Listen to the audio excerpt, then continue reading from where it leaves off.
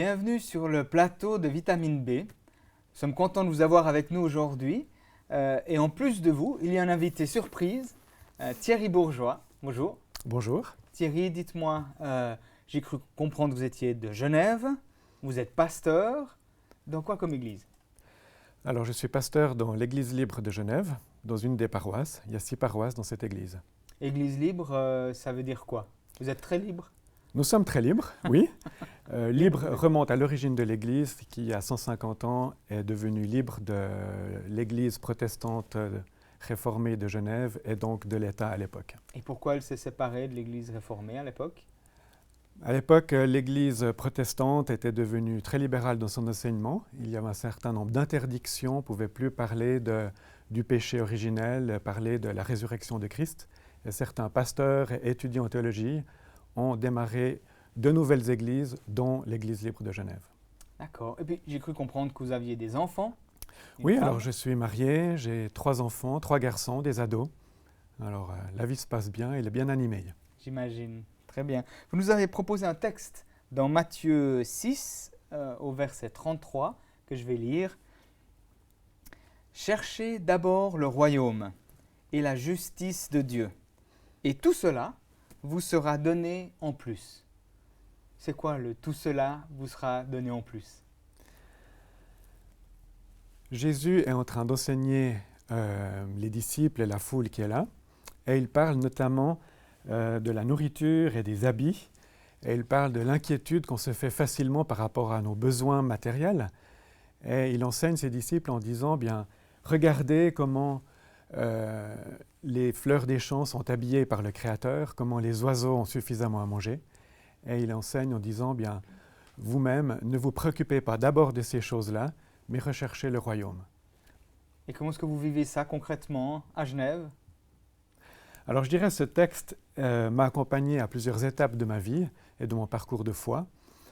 Et concrètement, c'est clair qu'on n'est plus tout à fait dans la même économie qu'à l'époque, mais en même temps, l'inquiétude par rapport à ce que j'aurai à manger ou est-ce que j'aurai suffisamment d'argent pour payer mes factures peut facilement prendre le dessus. Et ce texte, en fait, souvent m'appelle à d'abord faire confiance à Dieu plutôt que de m'inquiéter de tout ce que je pourrais ou devrais payer. Et puis, ça parle du royaume de Dieu, une notion un peu abstraite. Comment est-ce que vous arriveriez à expliquer ça ? Jésus a tout de suite débuté son ministère en parlant et en disant « Le royaume de Dieu est proche ». Et ce que l'on peut comprendre en lisant ce texte et l'Évangile, c'est que ce royaume se manifeste par tout ce que Jésus a fait, non seulement en enseignant, mais en guérissant les malades, en chassant les démons, en faisant un certain nombre de miracles qui montraient la générosité de Dieu auprès des gens qui étaient avec Jésus, et son cœur et son amour pour les gens qui étaient là. Et aujourd'hui, le royaume de Dieu, c'est finalement tout ce que les chrétiens, au travers de l'Église, mais pas seulement, dans le monde, peuvent témoigner de leur foi et de leur croyance en Dieu en manifestant la même chose que Jésus, en priant pour quelqu'un. Par exemple, si je prie pour un de mes collègues de travail, ça peut être une manière de manifester ce royaume de Dieu. On dirait que Jésus, dans ce petit texte, nous met un ordre de priorité. Il y a d'abord le royaume de Dieu, d'abord le spirituel peut-être, et puis il y a le concret ici. Comment est-ce que vous aimeriez définir ça, cet ordre de priorité de Jésus ?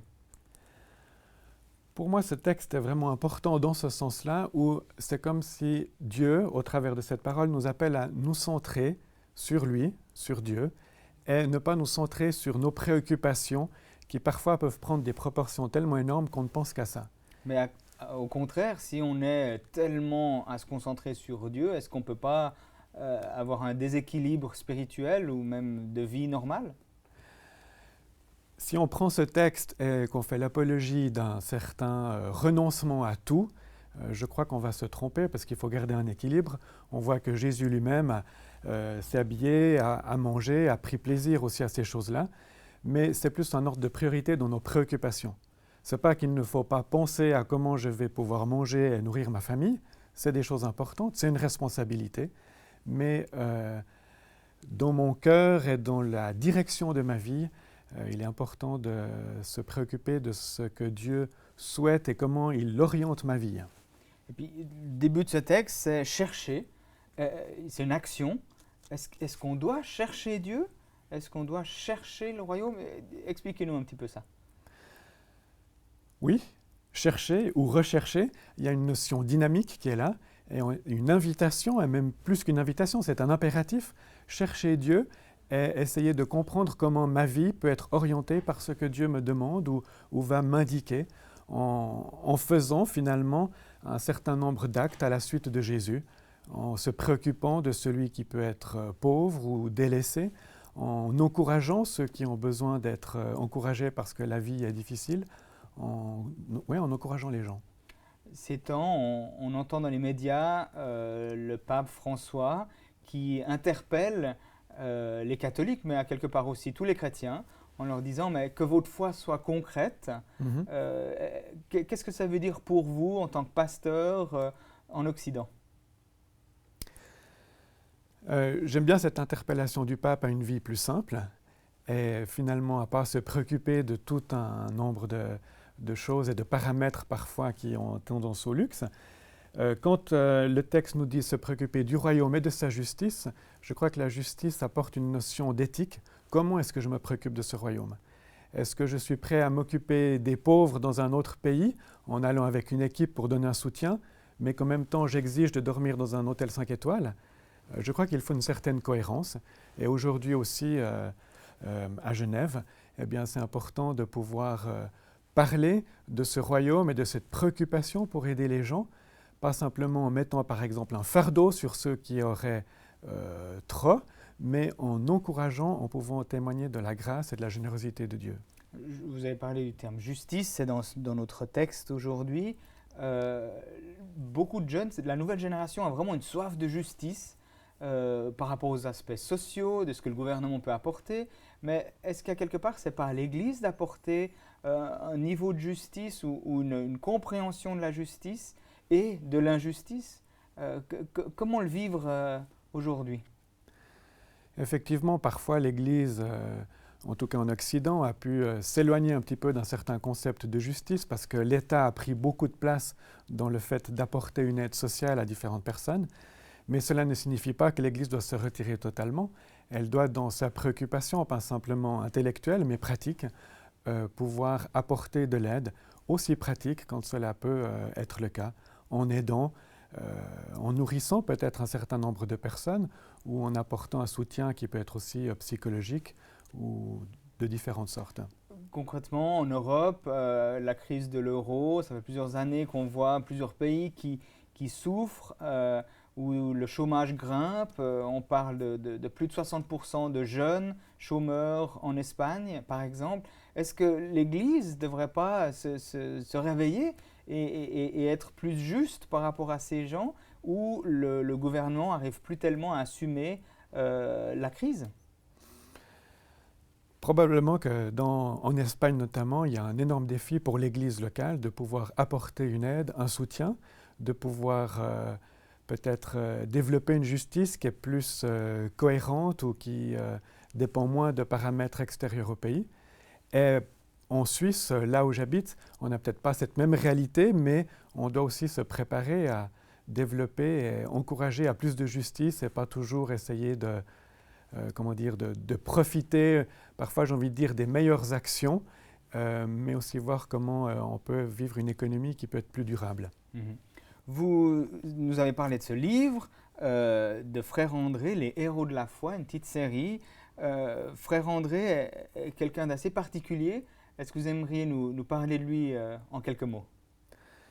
J'ai lu le témoignage de cet homme quand j'étais enfant et ça m'a beaucoup marqué dans le sens où j'ai vu un homme qui avait une vision et qui avait envie d'apporter, en l'occurrence il apportait la Bible dans les pays de l'ex-Union soviétique où c'était interdit de la posséder.